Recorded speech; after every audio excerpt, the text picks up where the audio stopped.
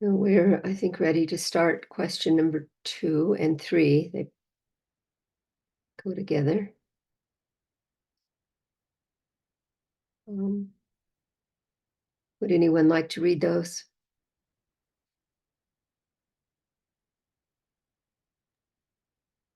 What are the grounds of hope to the soul?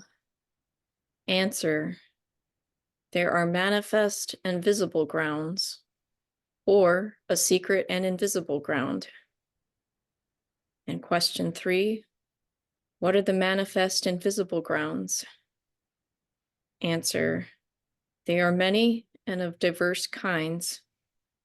The Lord's love manifested to the soul, the Lord's promises made to the soul particularly, or generally to that condition wherein the soul is, the soul's experience of the Lord's helping it in former distresses, yea, the very tender nature of the Lord towards souls, and their descent from him, notwithstanding their present alienation and corrupt state, is a ground of hope where the Lord quickens it to the heart.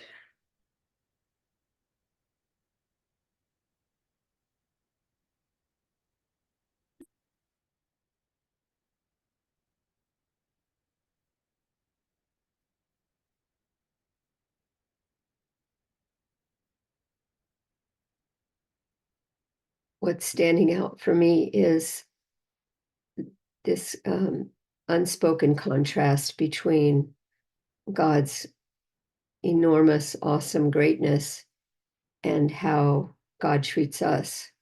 These words, love and promises and tenderness and quickening and helping,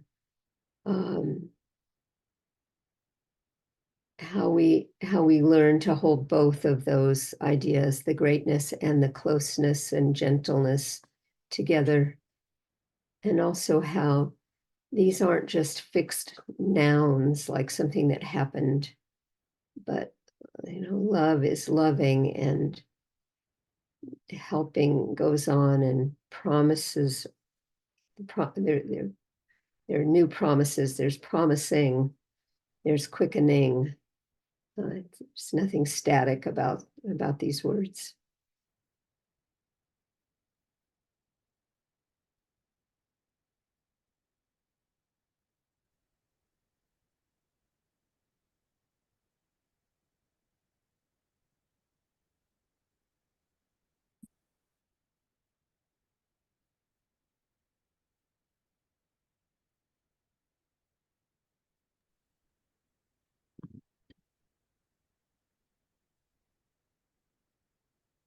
Can people hear me?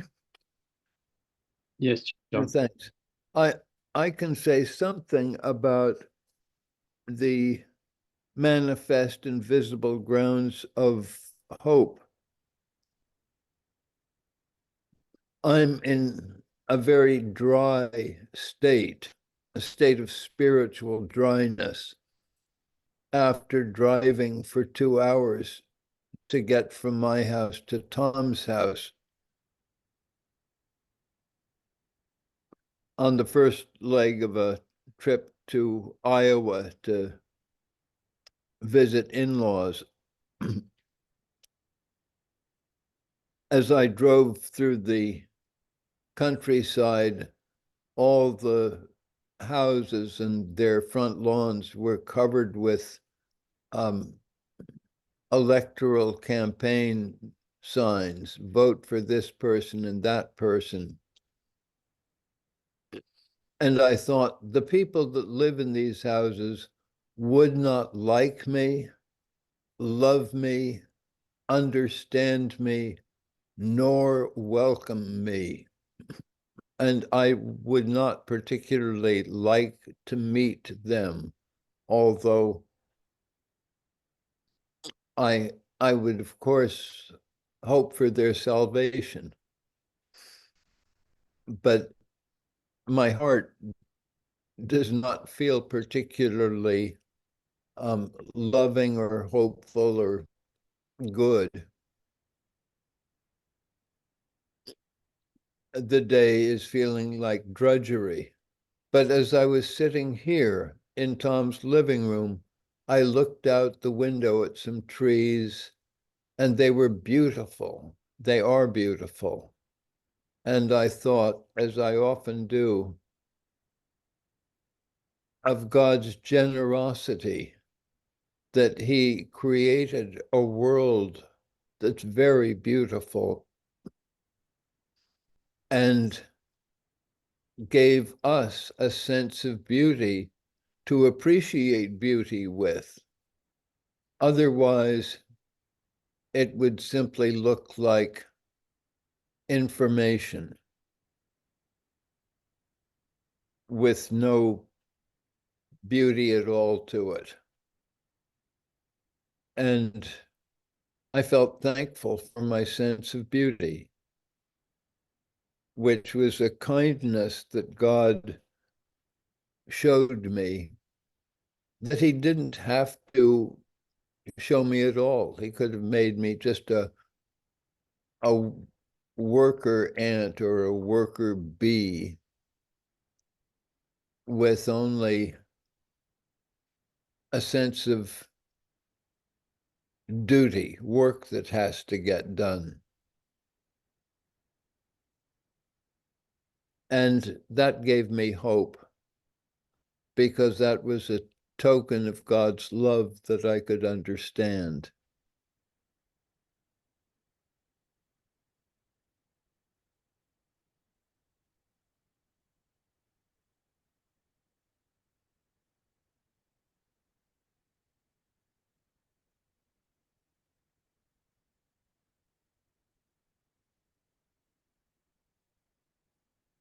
Does that make sense? Yeah.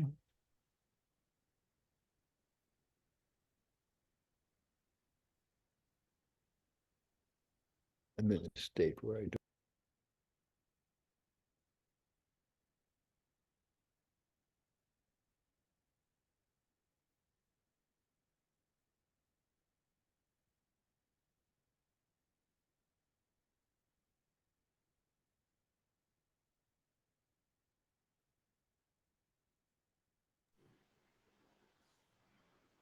What struck me about this answer was Penington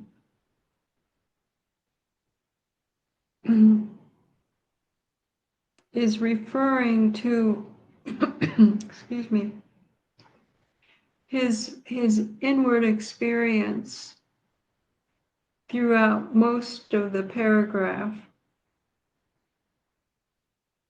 He's answering what is the ground of hope by looking at his own experience of the Lord's love, the Lord's promises, and the Lord's helping him in his distress, and the tender quality of that. All of these things he could not have known or would not have said if he hadn't experienced them. But there's one phrase in here that's theological rather than experiential. And that's the next one, where he says of the soul, that of all souls, that they are descended from God.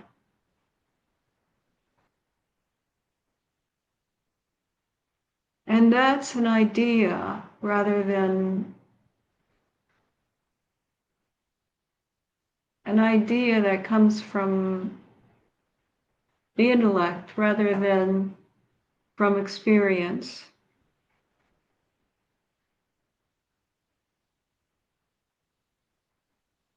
And the next phrase is also,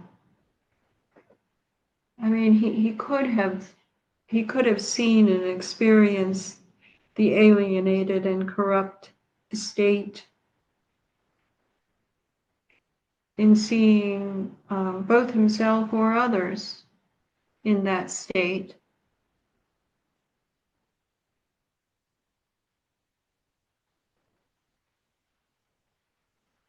But it seems in this context, it's not a felt experience, but it's more of an idea. I'm not judging one way or the other on which is better. I'm just noticing that they're different. And that he initially starts with statements and ideas that he could know only from his own inward experience, and then moves towards the end of the paragraph into ideas that he could have learned from another source than experience.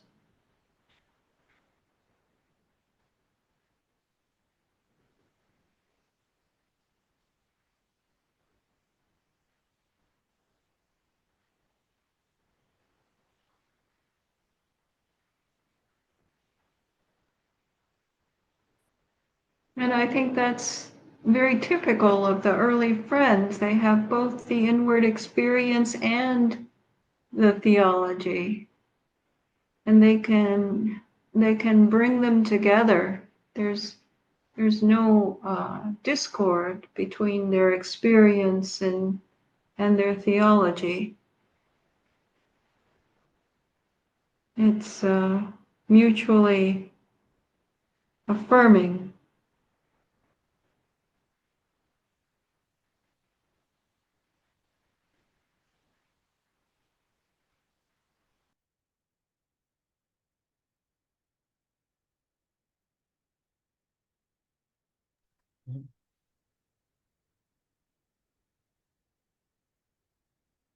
Considering this interplay of experiential and intellectual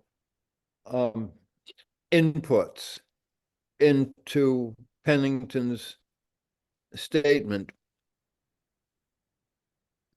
I'm thinking of a worldview that I have experimented with.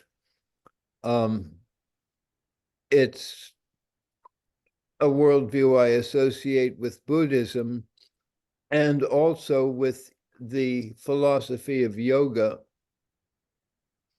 or I guess Sankhya, to be precise, where individual souls or centers of consciousness exist from beyond the beginning of time. They're beginningless and endless, unless they find liberation, which means a kind of extinction.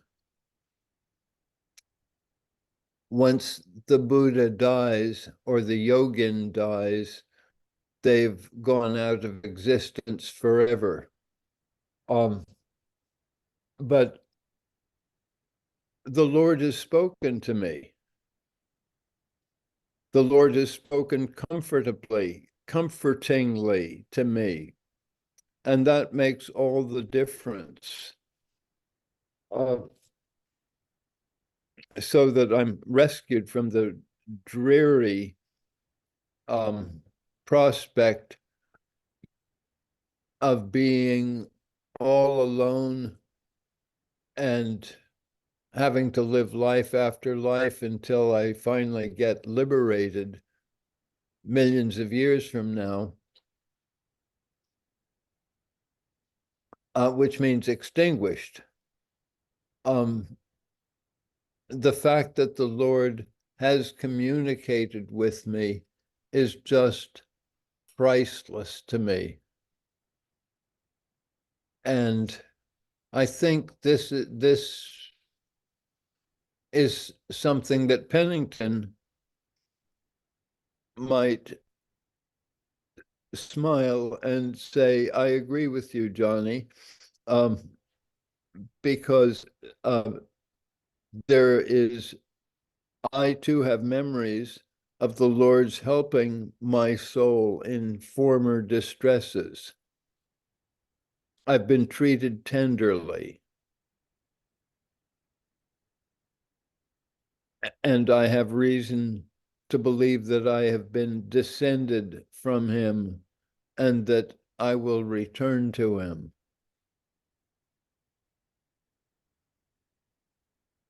And that's a ground of hope for me.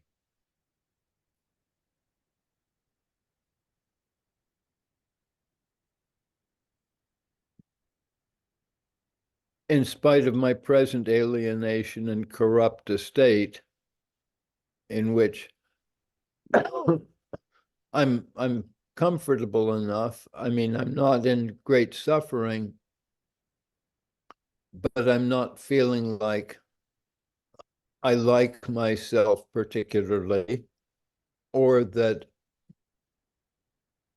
I'm particularly happy with life. I'm simply not in a state of pain.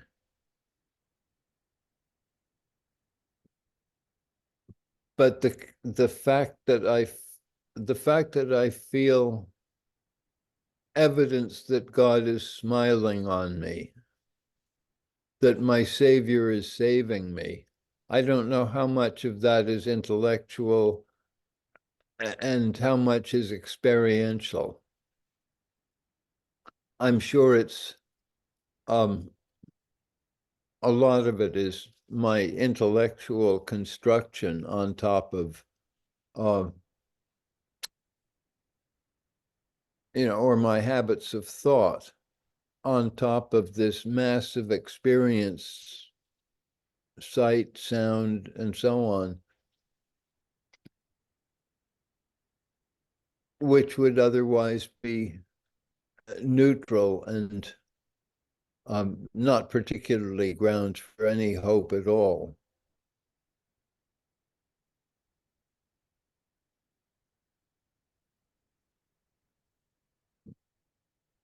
But those memories of former kindnesses of God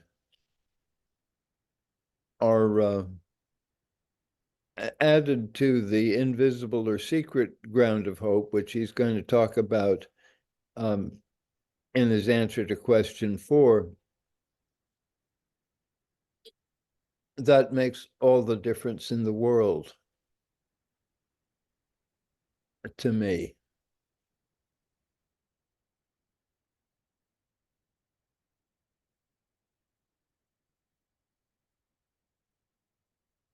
I think it's rather lovely and wonderful that the Lord does some things which are not concrete, but are easy for us to notice. In the beginning, to draw our attention.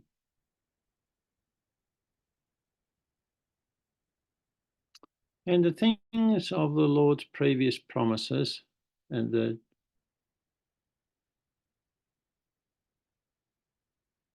helping in former distresses and helping us aware of our condition.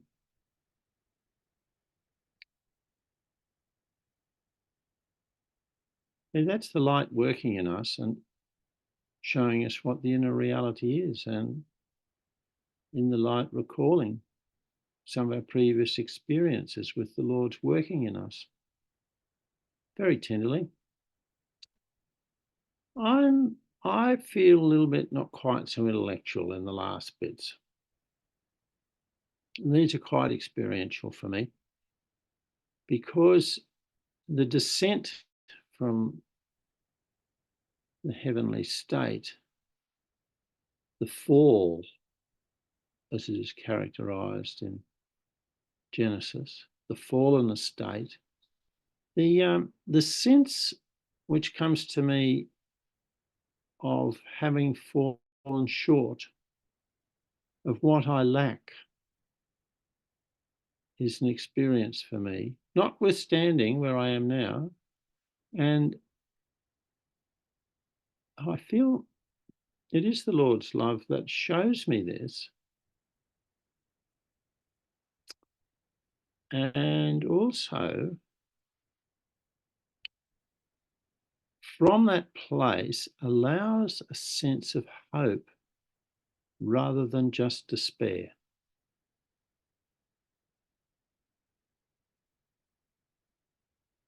Where the Lord enlivens it in the heart.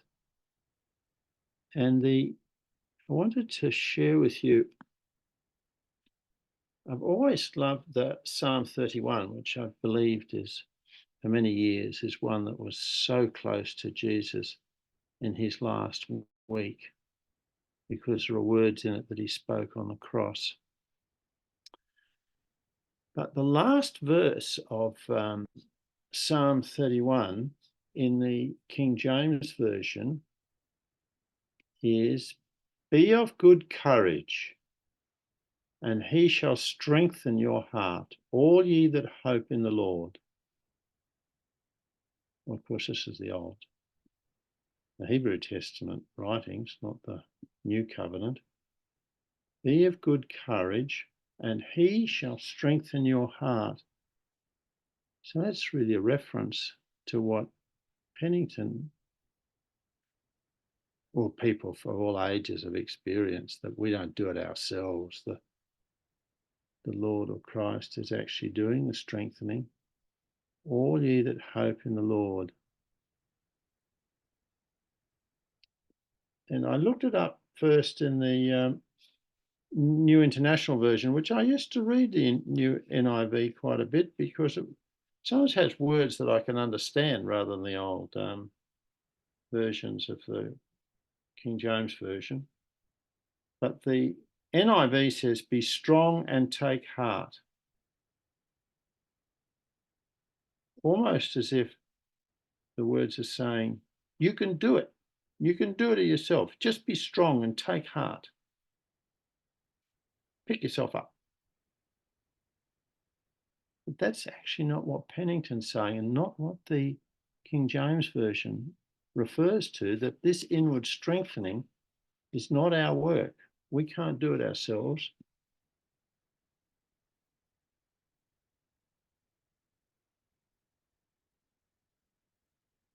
But if we allow that hope into ourselves, if we acknowledge what needs amending, where we have fallen short, the Lord starts to quicken the hope in the heart. We're starting to fall into line with the Lord. And these are things which the Lord makes us aware of and very apparent to us, to grab our notice and draw us towards Him. It's different to what comes in question 4.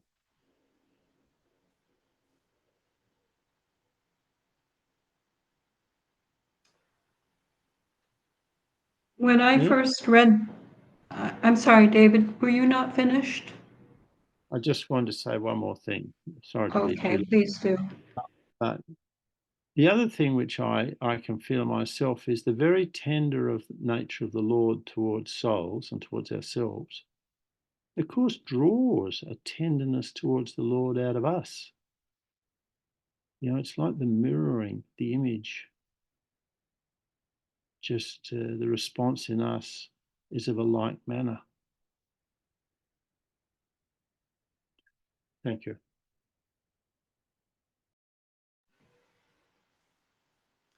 When I read this first, I was uncertain about the meaning of the word descent, because I could see that it could mean the fall, as David interpreted it, but it also could mean, and this is how I interpreted the word, that our souls are the offspring. They are like the Lord in the sense of being descendants rather than the sense of being the fall. And when I interpreted that as our souls are the descendants, their descent from the Lord, that is why I said that that was a intellectual, theological idea. Had it been interpreted meaning the fall from grace or the descent from grace, then I would say, yes, that's experiential. As you said, David.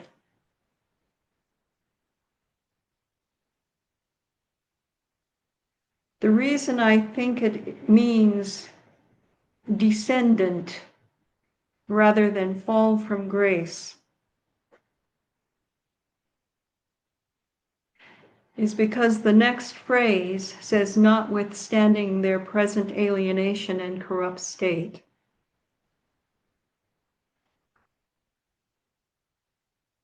So the word notwithstanding, I understand to mean in spite of their present alienation and corrupt state. So their descent from him would indicate something other than alienation and corruption. In fact, their descent from him would be something good, notwithstanding the present alienation and corruption.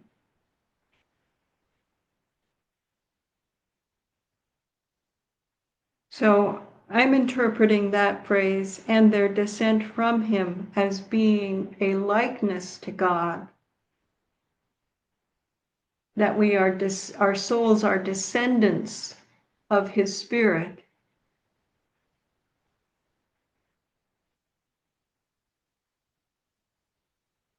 Notwithstanding or in spite of their present alienation and corrupt estate. So I would agree with you that we can know what it means to be in the fall from grace. That is experiential.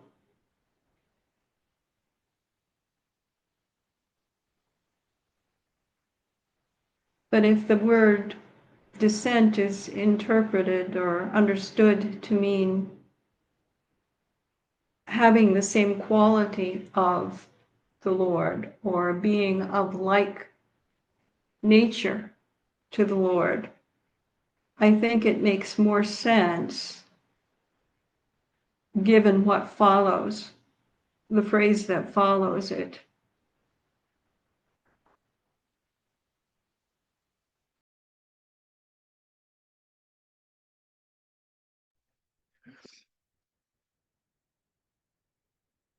I see both our being fallen in a fallen state and our being children of God implicit in this word descent. If using the language of Genesis, we were made in God's image and likeness. And that rings pretty true to me, where we are conscious. We know that we have consciousness which is never extinguished, and is kind of changeless, while the moving picture of experience is constantly changing.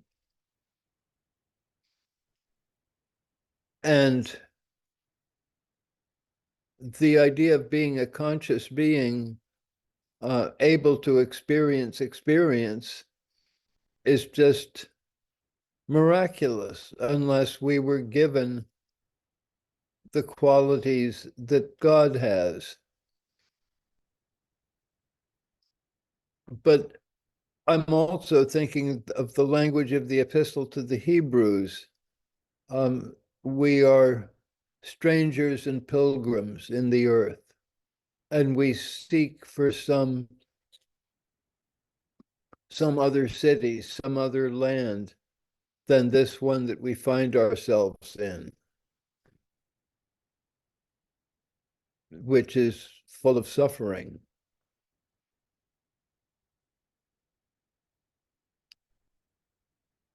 And ignorance. I'm done.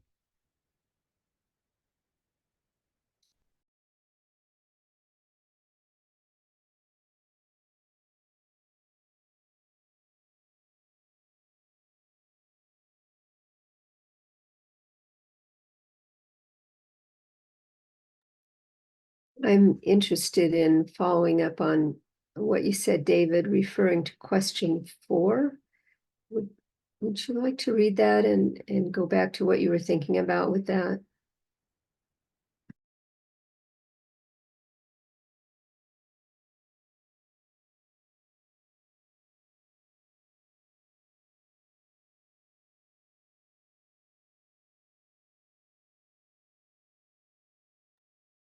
Well, if friends are ready, I can read it.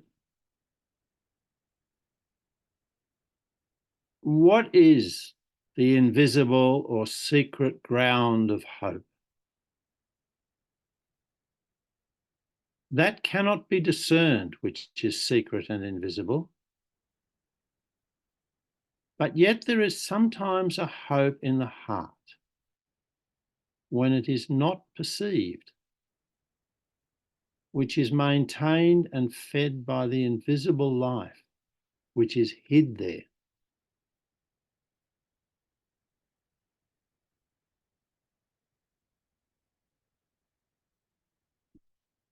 Well, my own experience, there is something going on in me in the depths of my being and heart of which I am unaware, and yet after a while it becomes apparent.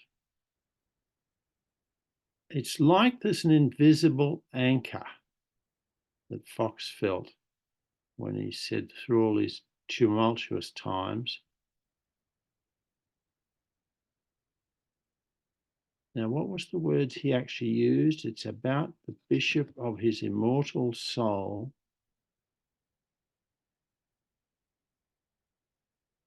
was anchored to Christ. It's an allusion, to, I think, to something in Hebrews about 6 or 9, the anchor of the soul. So there's something going on deep in there which stops us being totally swept away in despair or in storms, either emotional ego storms or outside stuff. There's something that's secret and invisible, which Fox noticed as a hope held or anchored in his immortal bishop of the soul. But it's not perceived at first. You don't know, but it's actually working. All you know is that something's happening. And then gradually it sort of rises up and you say, there's something still alive in there. There's something that's holding on to me. There's something that's giving me hope.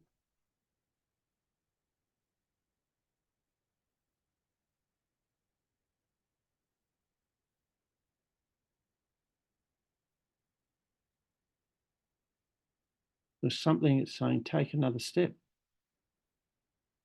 There's something that's saying, suddenly I feel dry. I've just been pruned. Something's been cut off me that I thought was there, but it's not longer needed.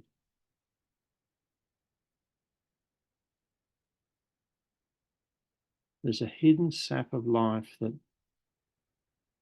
is waiting to rise, like it is in the grapevine during winter.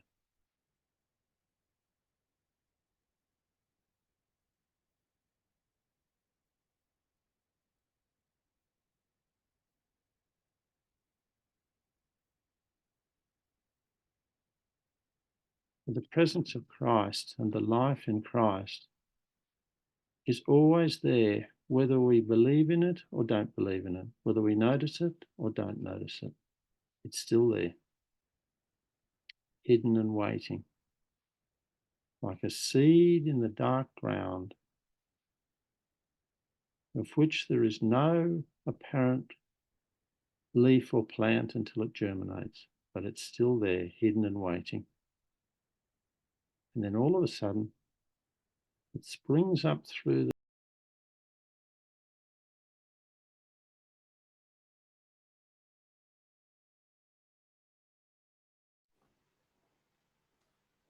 Early on in Fox's journal, when he's talking about his difficulty of being without God, he says he was almost in despair. He was so tempted. Despair, meaning the opposite of hope. It means being without hope. If you look at the etymology of the word, espere being hope in the Romance languages, and so that resonates with my experience also of being without hope when I was not aware of God, when I had not received that visitation. But following that, my condition since that time has been the one that Penington describes here,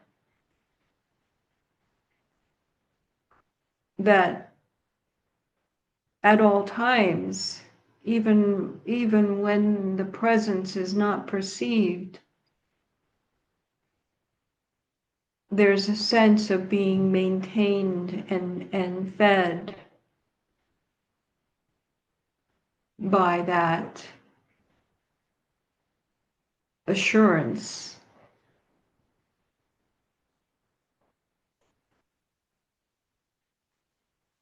And that there is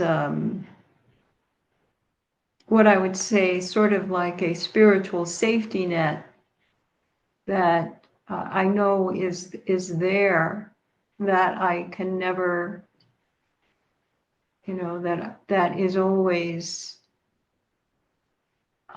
present to ensure that life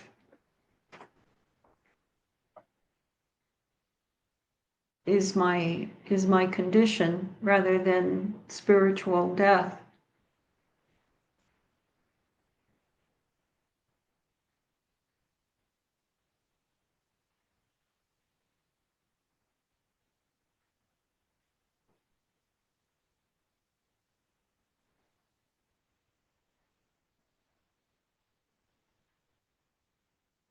So it's more than just an assumption or a presumption that we read about or hear about and apply to our own lives. It's a confidence in the reality of a being, that supreme being who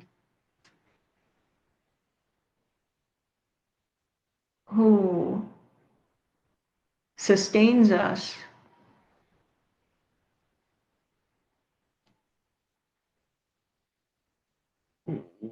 Not sustains us physically, but sustains us spiritually, so that despair does not confound and denigrate our lives. but keeps us buoyant.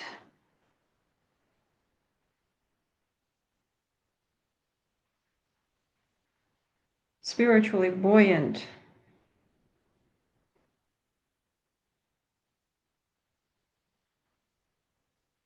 Even when the presence is not.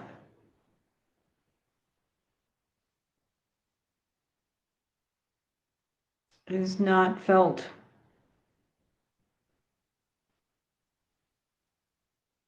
As a being. It's still providing.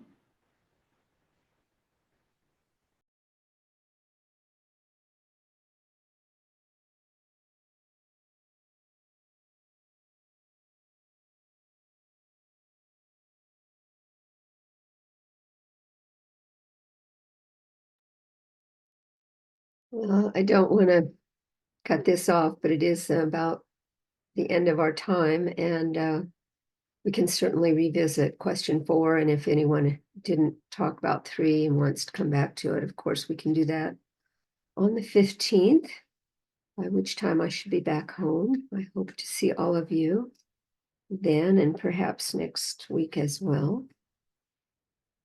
So maybe we can have just a moment of worship before we close.